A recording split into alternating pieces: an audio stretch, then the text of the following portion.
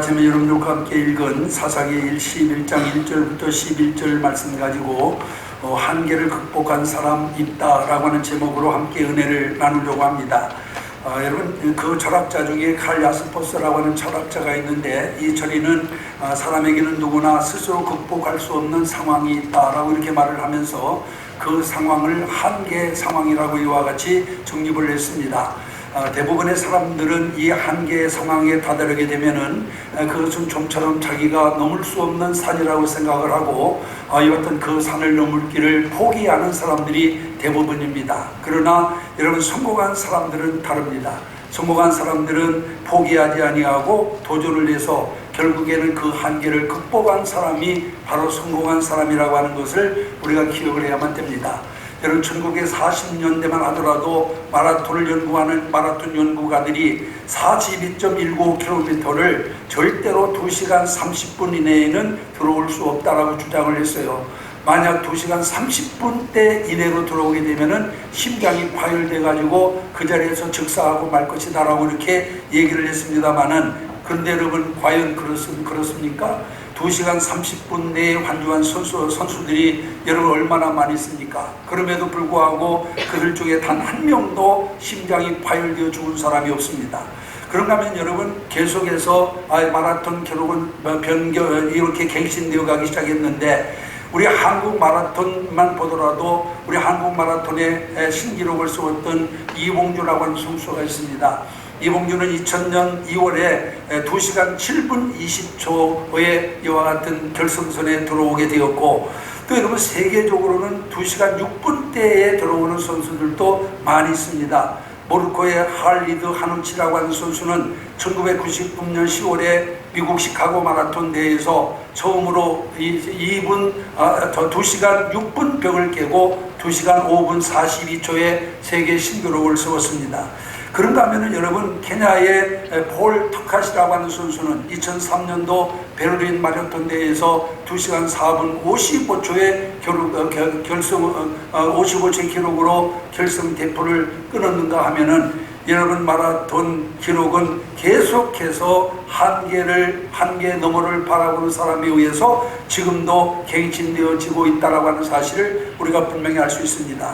불과 여러분 얼마 전만 하더라도 2시간 30분대 안에 들어오게 되면은 심장이 파열되어 죽는다라고 했던 것이, 지금에는 여러분 2시간대 이렇게 또한 이렇게 뛰고도 한 사람도 심장이 파열되어 죽는 사람이 없는 것을 보게 됩니다.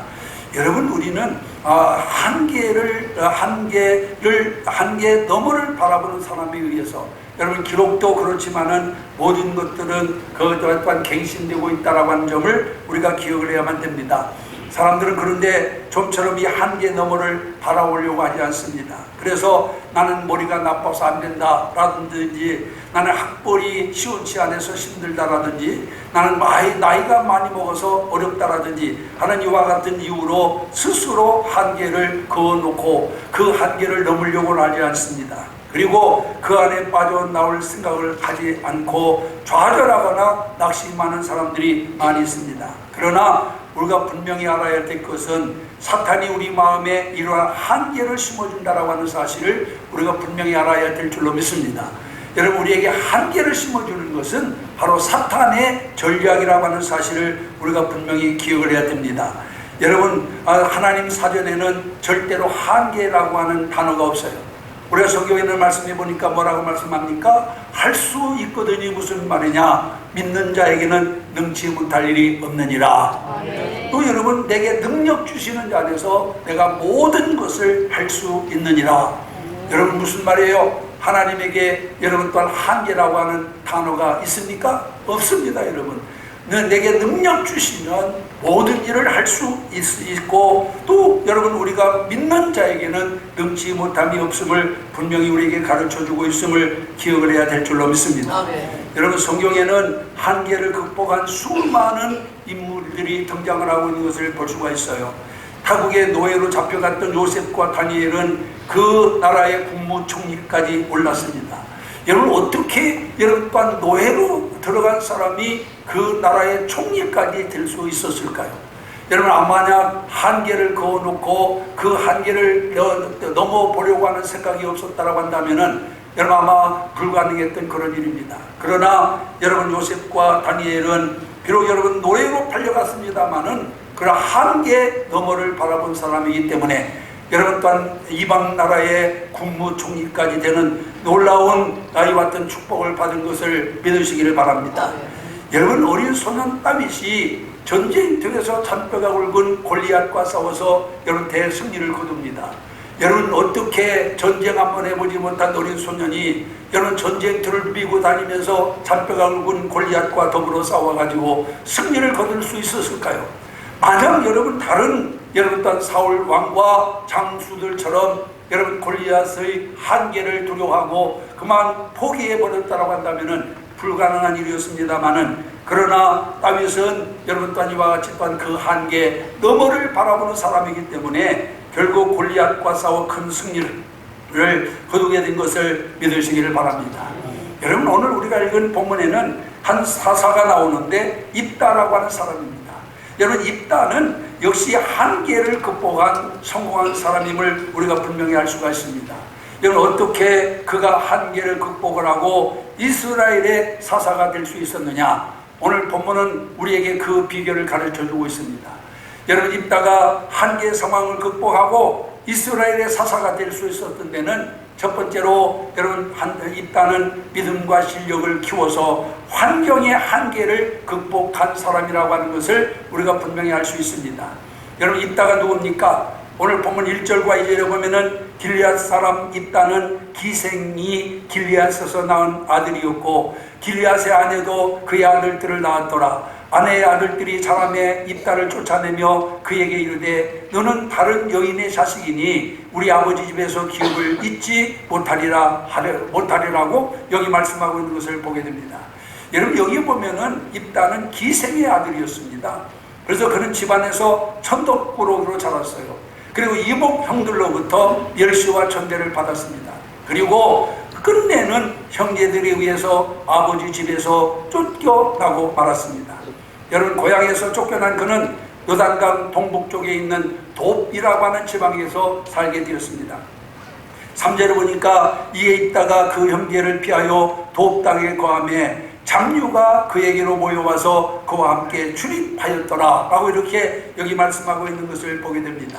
여러분, 그는 아주 새로운 마음으로 타향살이를 하려고 했습니다마는 그것마저도 여러분 여의치 못했다라고 하는 것을 볼 수가 있어요. 왜냐하면은 여기 보면 직업이 없이 떠도는 불량배들이 잡류들이 그에게 몰려와 가지고 그에게와 함께 출입을 했다라고 이와 같이 말씀하고 있는 것을 볼 수가 있습니다. 여러분, 아마 이러한 환경에 처하게 되면은 대부분의 사람들은 신세 타락을 하면서 세상을 원망하게 될 것이고, 아니면 또한 제 마음대로 살아서 여러분 딸 아마 잘못된 길로 가기가 십상일 것입니다. 그런데 입다는 여러분 그렇게 하지 않았습니다. 그는 다른 사람을 원망하지 않았고, 그리고 주위에 백수들이 몰려들었기 때문에 그들을 아이와 집단 연합해가지고 깽단을 만들어서 얼마든지 나쁜 짓을 하면서 자기 입신을 아이와 집단 꾀할 수도 있었습니다마는 여러분, 그러나 입다는 그렇게 하지 않았습니다. 여러분, 입다가 만약 그렇게 했다면은 그는 하나님으로부터 쓰임받지 못했을 겁니다. 그에게는 하나님을 경외하는 신앙이 있었습니다. 그는 하나님으로 인해 반드시 자기에게도 희망이 있다라고 하는 것을 굳게 믿고 불행한 환경을 아이와 또한 그는 결국 극복해 냈다라고 하는 사실을 성경은 우리에게 분명히 가르쳐주고 있어요. 그래서 입다는 돕 땅에 거하면서 차분하게 실력을 키웠습니다. 오늘 본문 4절부터 6절을 보면 그가 고난 속에서도 좌절하지 않고 실력을 쌓았다라고 하는 것을 분명히 알 수 있습니다. 그러던 어느 날 암몬 족속이 이스라엘 침략해 왔습니다. 그때 고향에 있는 어른들이 입다에게 찾아왔어요. 그리고 입다에게 말합니다. 우리가 암몬 자수가 싸우려고 하니 당신이 와서 우리의 장관이 되어달라 하고 이렇게 부탁합니다. 이게 무슨 말이냐면은 암몬 군대를 무찌르기 위해서 우리에게 지도자가 필요하니 당신이 와서 우리의 지도자가 되어달라고 하는 그런 말입니다. 여러분, 이러한 사실을 통해 우리가 알 수 있는 것이 뭐예요? 있다가 그동안 여러분 돕당에서 아무것도 하지 않고 그대로 놀고 먹기만 한 것이 아니라 여러분 피눈물 나는 노력을 통해서 실력을 쌓았다라고 하는 것을 우리가 분명히 알 수 있어요.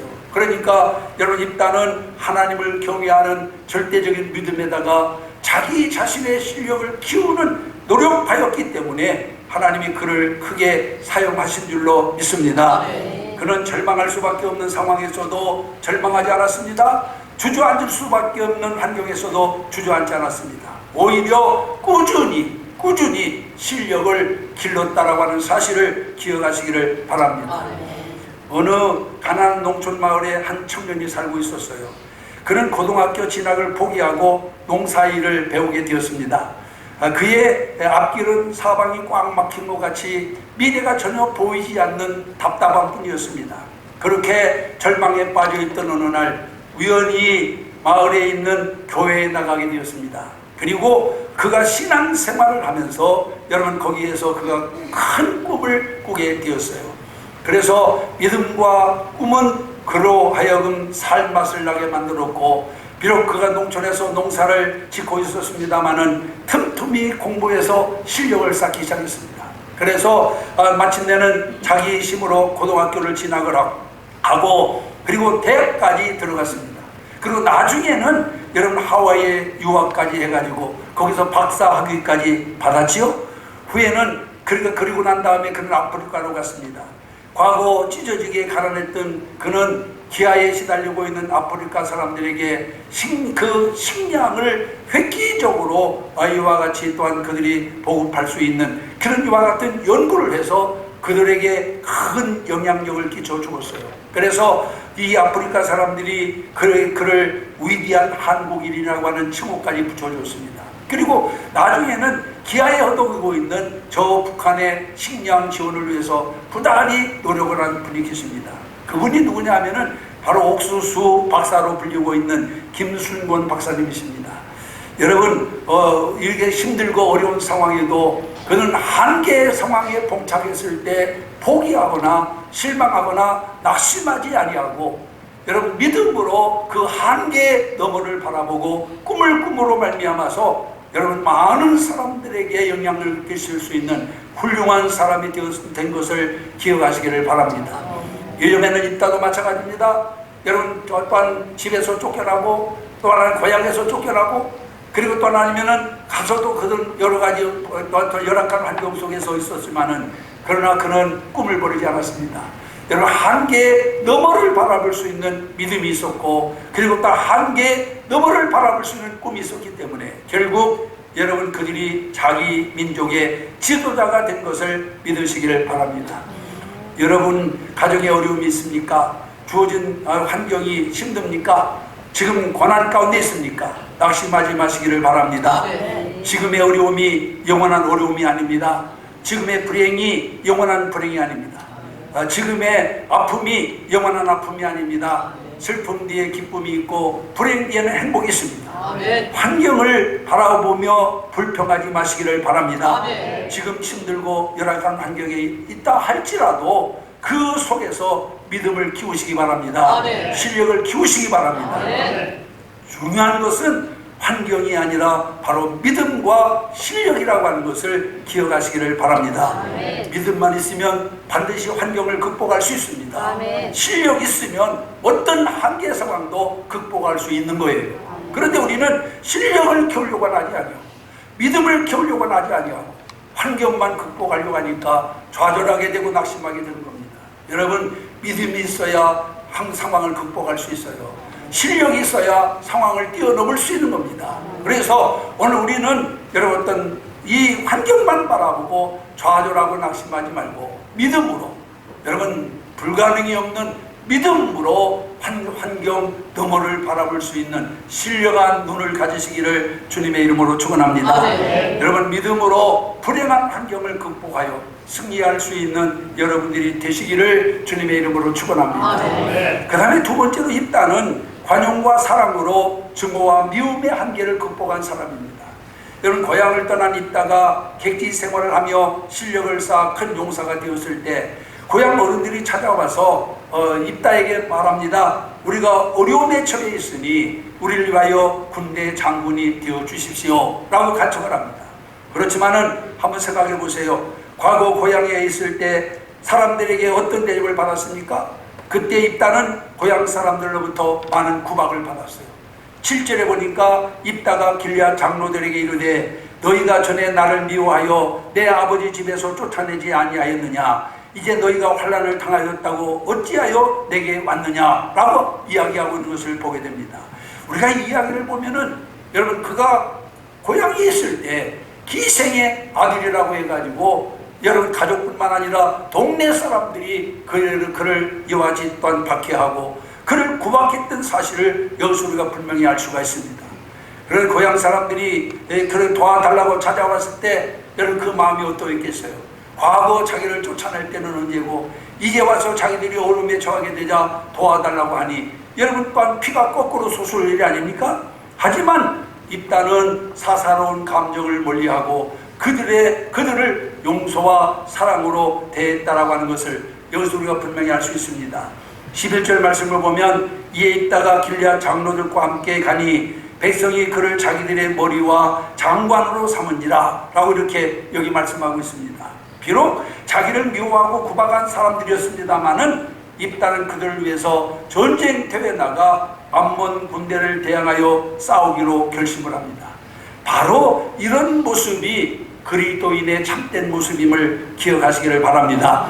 미움과 증오가 아닌 용서와 사랑으로 사는 것이 그리스도인의 본분입니다. 그래서 우리는 증오하고 미워하며 살아서 안 됩니다. 우리는 여러분 우리가 그리스도의 사랑으로 관용과 용서를 베푸는 자들이 되어야 될 줄 믿습니다. 김구 선생님이 만주에서 독립운동을 할 때 일입니다. 한 번은 일본의 헌병이 한국 청년을 매수해가지고 김구 선생을 암살하도록 지령을 내렸어요. 그런데 그 청년의 A와 같은 그 계획이 탄로가 나가지고 얼마 안 가서 붙잡히게 됐습니다. 사람들은 청년을 처형하기 직전에 김구 선생님에게 데리고 왔습니다. 그리고 김구 선생님께 이렇게 말했어요. 선생님, 이놈이 선생님을 암살하려고 했습니다. 그래서 우리가 붙잡아 왔습니다 하고 이렇게 얘기했습니다. 그러자 김구 선생님은 그 자리에서 그 청년을 용서해 주라고 이렇게 그를 붙잡아온 사람들에게 명령을 내렸습니다. 그러면서 이 김구 선생님이 그 청년을 붙들고 이렇게 말합니다. 내가 그렇게 만나고 싶어도 만나지 못한 조국의 청년을 여기서 만나게 돼서 얼마나 반가운지 모르겠네 하면서 그를 나이와 지금 부둥켜 안고 그렇게 기뻐했다고 하는 거예요. 이 모습을 본 김구 선생의 그 청년이 김구 선생님의 인품에 감동을 받아가지고 그 자리에서 아이와 집단 회개하고 그리고 독립군에 들어가서 끝까지 김구 선생님을 도와 충성을 했다라고 하는 그런 일화가 있습니다.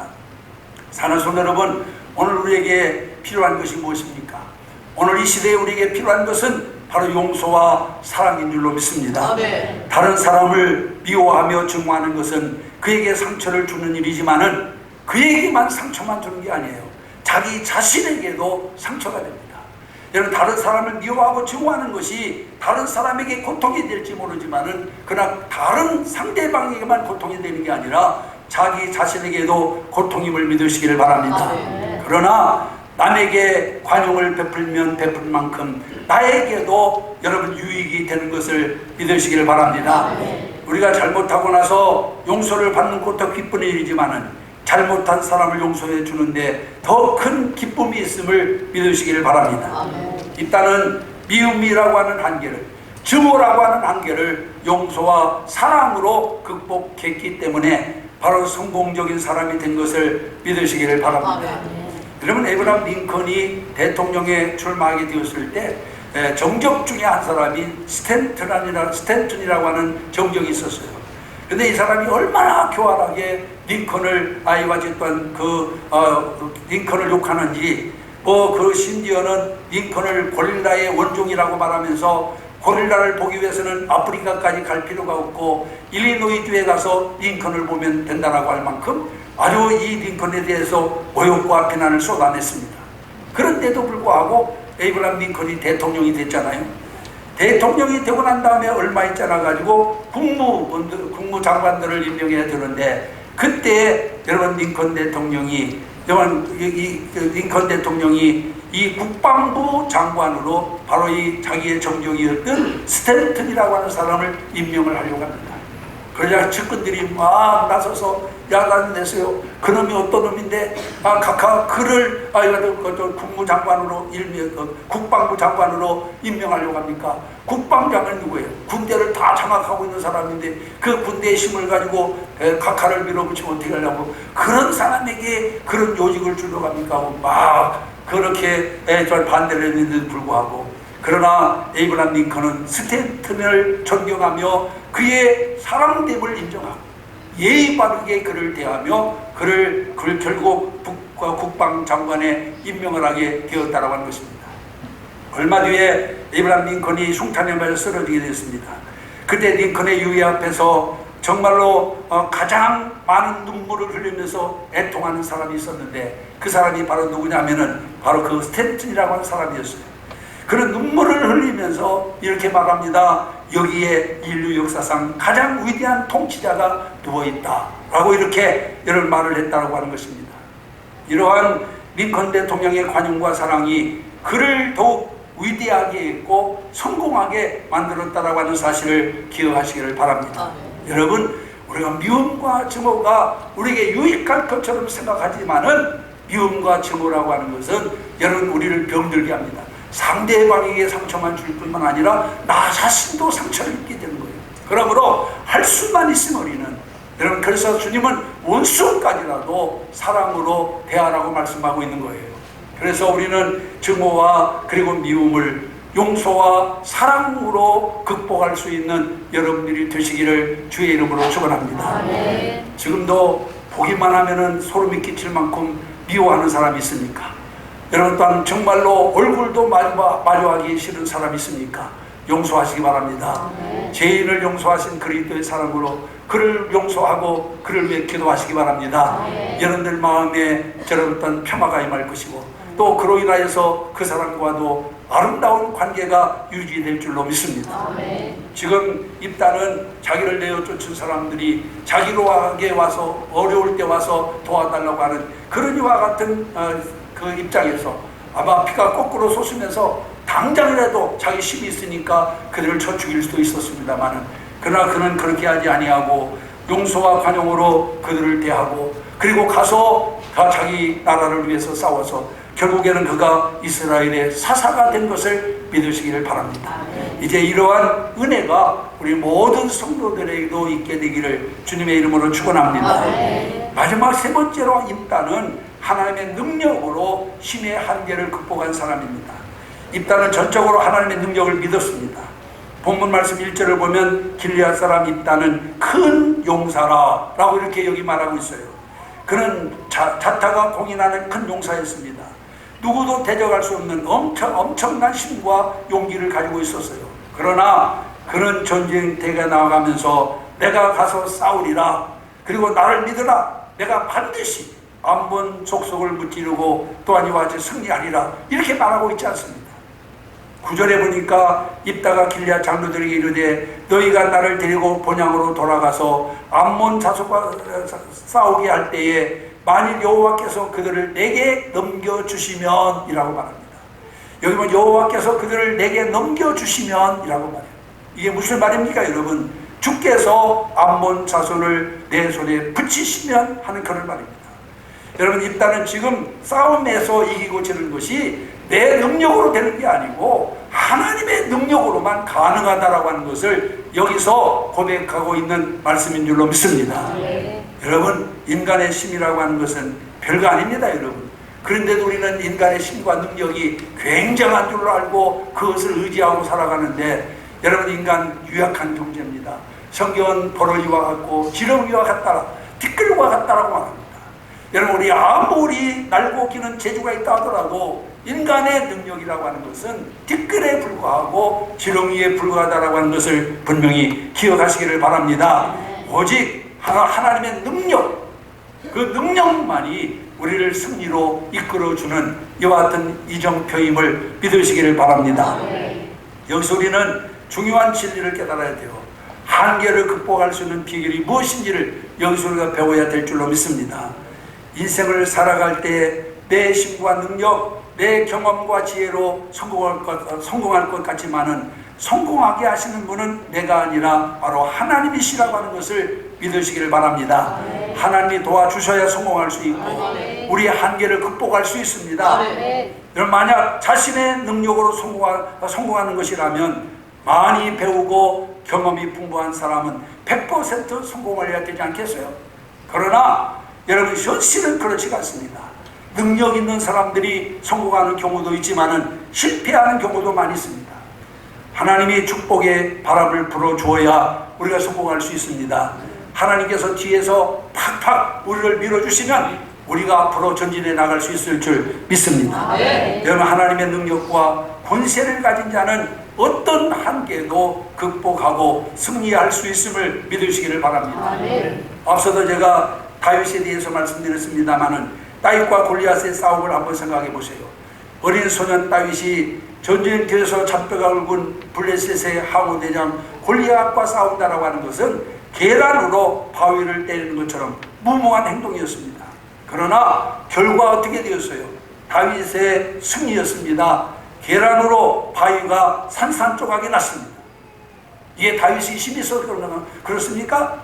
아니, 하나님이 다윗과 함께 하였기 때문에, 하나님이 다윗에게 능력을 주셨기 때문에 여러분, 계란으로 바위가 산산조각 나는 놀라운 역사가 일어난 걸 믿으시기를 바랍니다.